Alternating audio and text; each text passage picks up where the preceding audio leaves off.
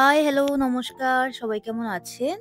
তো আজকে নিয়ে চলে এসেছি নতুন একটা রেসিপি, সেটা হচ্ছে পাঙাশ মাছের কোরমা। পাঙাশ মাছ আমার মনে হয় যে অনেকেই খাননি বা অনেকেই চেনেন না। তো যারা খাননি, যারা চেনেন না, যারা চেনেন, যারা খেয়েছেন এবং যারা ভালোবাসেন খেতে, সবার জন্য আজকের আমার এই রেসিপিটা পাঙাশ মাছের কোরমা। তো চলুন দেখে নিই রেসিপিটা আমি কেমনভাবে বানাচ্ছি।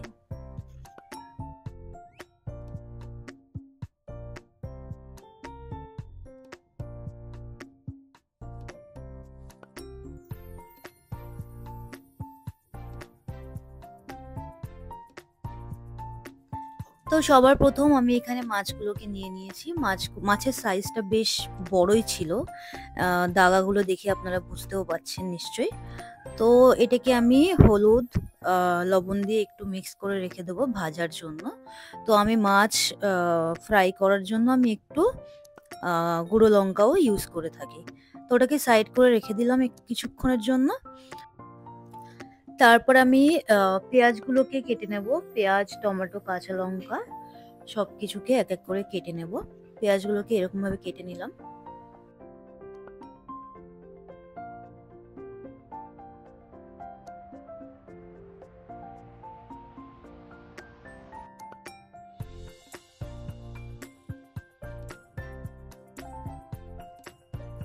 তো মিক্সারে সবকিছু আমি আ টমেটো, আ আদা রসুন আর হচ্ছে কাঁচা লঙ্কা সবকিছুকে একসাথে আমি মিক্স করে নিলাম। মিক্সার গ্রাইন্ডারে গ্রাইন্ড করে নিলাম।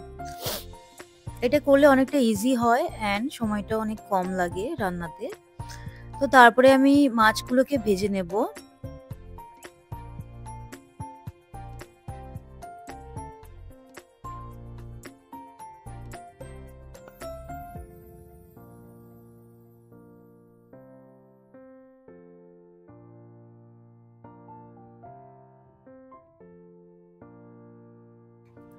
হয়ে গেছে মাছগুলো ভাজা আমার।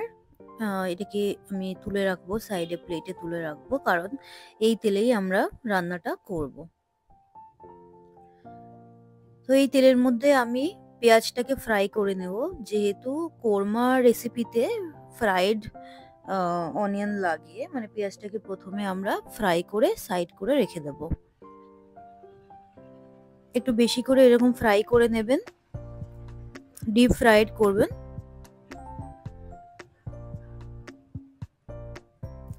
পেঁয়াজটাকে আমি সাইড করে অন্য একটা প্লেটে তুলে রাখলাম, পরে ইউজ করার জন্য। দেন এই তেলেই আমি দিয়ে দিলাম অল্প একটু রসুন, জিরে, একটু কালো জিরেও দিয়েছি। দেন আমি দিয়ে দিলাম টমেটো, কাঁচা লঙ্কা, আদা রসুনের পেস্টটা। দিয়ে বেশ কিছুক্ষণ এটাকে কষাতে হবে।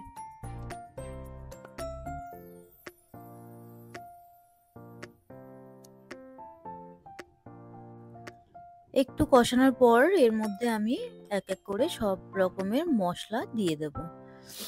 অল্প একটু হলুদ, লঙ্কা, জিরে গুঁড়ো, ধনে গুঁড়ো আর নুন। মসলাগুলো দেবার পর ভালোমতো এটাকে আরো কষাতে হবে। টেস্ট আরো একটু ভালো করার জন্য আমি এখানে একটু চিলি ফ্লেক্সও ইউজ করলাম।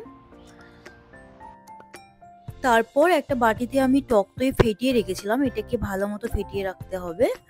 দেন আমি এটার মধ্যে টক দইটাও দিয়ে দিলাম। কোরমা টক দই ছাড়া অতটা ভালো লাগে না। কোরমাতে টক দই লাগে মাস্ট।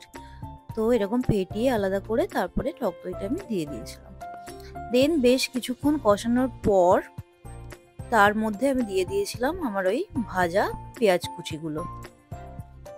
বেশিক্ষণ টাইম লাগবে না, কারণ অলরেডি পেঁয়াজটাও ভাজা ছিল, আমার গ্রেভিটাও রেডি হয়ে গেছিল। তারপরে আমি মাছটাও দিয়ে দিলাম।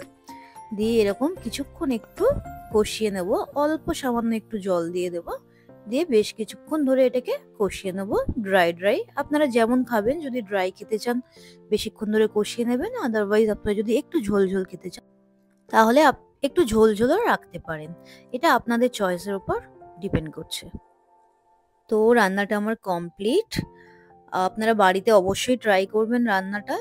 স্পেশালি যারা হচ্ছে খাননি বা চেনেন না। আমার এই রেসিপিটা দেখার পর সোজা বাজারে চলে যান আর নিয়ে আসুন পাঙাশ মাছ। বাড়িতে বানিয়ে ফেলুন পাঙাশ মাছের এই কোরমা রেসিপি।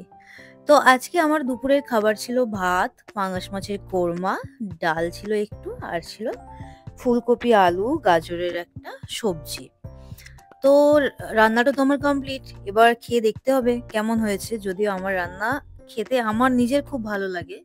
আমি রান্না করতেও ভালোবাসি, আমি খেতেও ভালোবাসি।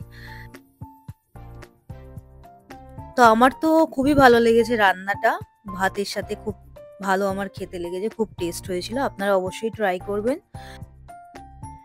তো ভিডিওটা আজকে এখানেই শেষ করছি। সবাই খুব ভালো থাকবেন, সুস্থ থাকবেন। আর আমার ভিডিওগুলো, আমার রেসিপিগুলো যদি আপনাদের একটু ভালো লেগে থাকে তাহলে অবশ্যই লাইক করবেন, চ্যানেলটা সাবস্ক্রাইব করে দেবেন।